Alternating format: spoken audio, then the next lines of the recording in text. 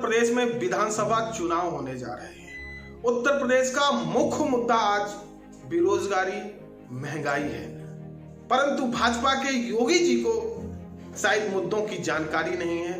वह जिन्ना और पाकिस्तान के मुद्दों को लेकर काम कर रहे हैं। नमस्कार साथियों, मैं हूं आपका साथी डॉक्टर आलोक और आप देख रहे हैं सच पे नजर पे।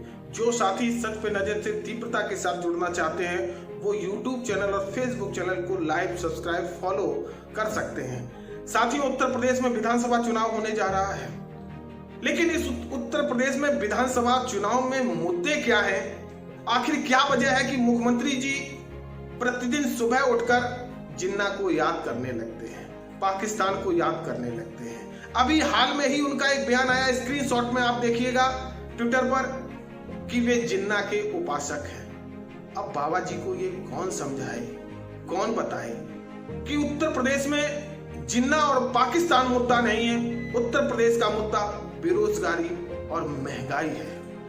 बाबा जी शायद भूल गए होंगे कि अभी उत्तर प्रदेश में जब यूपी टेट का प्रथम चरण में जब एग्जाम हुआ था तो पेपर लीक आउट हो गया था। लाखों और लाखों विद्यार्थी सड़कों पर हताश और निराश पाए गए थे। दोबारा जब यूपी टेट का परीक्षा हुई तो उसमें बहुत सारे गलत प्रश्नों को लेकर वाद और विवाद की एक लंबे समय तक चलने वाली मनोस्थिति आप चल रही है। छात्रों के बीच में अपनी बेरोजगारी को लेकर हाहाकार चल रहा है। लखनऊ में एक बेरोजगार रैली निकालते हैं और आपकी पुलिस आकर उनको लाठियों से बर्बरतापूर्वक उनको पीटती है। क्या आप भूल गए हैं कि प्रयागराज में कैसे आपकी पुलिस ने हॉस्टल में घुसकर छात्रों पर बेतहाशा लाठियां चलाई? आखिरकार वे छात्र आपसे मांग क्या रहे थे?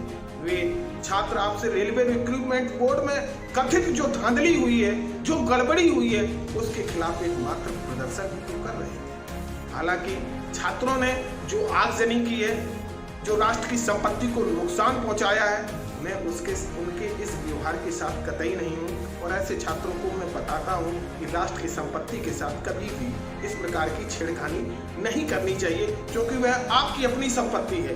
लेकिन आप अगर विद्यार्थियों की मनोस्थिति को समझिए, वे विद्यार्थी जो कई वर्षों से रेलवे रिक्रूटमेंट बोर्ड की एग्जाम को लेकर तैयारी कर रहे हैं, वे विद्यार्थी जो अपने भविष्य का एक निर्धारण करना चाहते हैं और आपका बोर्ड अचानक कोई चीजों में तब्दील कर देता है या उस वैकेंसी को नहीं देता है, तो वे छात्र ट्विटर पर ट्रेंड चलाते हैं वैकेंसी के लिए। वे छात्र अपनी सरकार से रोजगार मांगने के लिए प्रदर्शन करते हैं और आपकी पुलिस आकर उनके साथ इतना बर्बरतापूर्ण व्यवहार करती है। आप समझ सकते हैं कि उस प्रकार उनकी मनोस्थिति क्या रही होगी। योगी जी, शायद आप ये भूल गए हैं, इस वक्त उत्तर प्रदेश के सामने जो बड़ी समस्या है बेरोजगारी और महंगाई की है, और आप ऐसी समस्याओं को नहीं आप बताएंगे। आप बात प्रातःकालीन जब कर उठते हैं तो आप जिन्ना पे बात करते हैं, आप सरदार पटेल पे बात करने लगते हैं और या अन्य लोगों पे आप बात करने लगते हैं। चलिए, आप जिन्ना पे या सरदार पटेल पे ही बात मैं कर लेता हूं आपसे। क्या आप बताएंगे कि भारत छोड़ो आंदोलन में आरएसएस की क्या भूमिका थी? क्या आप बताएंगे कि कौन से वो संगठन थे जिन्होंने भारत छोड़ो आंदोलन के खिलाफ अंग्रेजों के समर्थन में उनके साथ खड़े हो गए थे? क्या आप बताएंगे कि सरदार पटेल ने आजादी के बाद किस संगठन को बैन किया था? क्या आप यह बताएंगे कि भारत में कौन सा ऐसा संस्थान था जिसने 52 साल तिरंगे को नहीं फहराने दिया, नहीं उसको वहां पर लगने दिया? आप क्या भूल गए हैं? क्या आप कोर्ट से लेते हुए, क्या आप अन्य चीजों से लेते हुए, क्या देश को बरगलाने की एक मनोस्थिति आप तैयार करना चाहते हैं?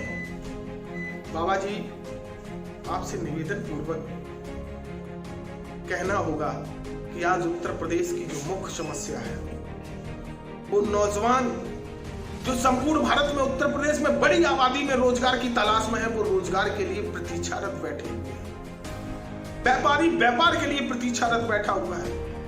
किसान जिसकी किसानी छीनने का आप एक असफल प्रयास कर चुके हैं 3 काले कानून लाकर। और यह याद रखिएगा, यह राष्ट्र तब तक समृद्धशाली नहीं हो सकता है जब तक नौजवानों को उनकी ऊर्जा के बराबर उन्हें स्वावलंबन का रोजगार नहीं मिल जाता।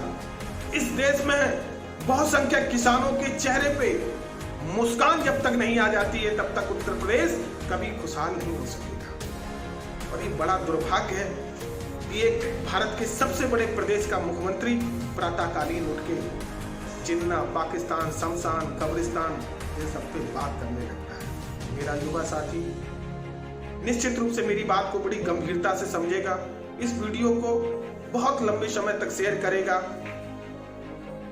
इसी के साथ मैं आपसे विदा लेता हूं। जय हिंद।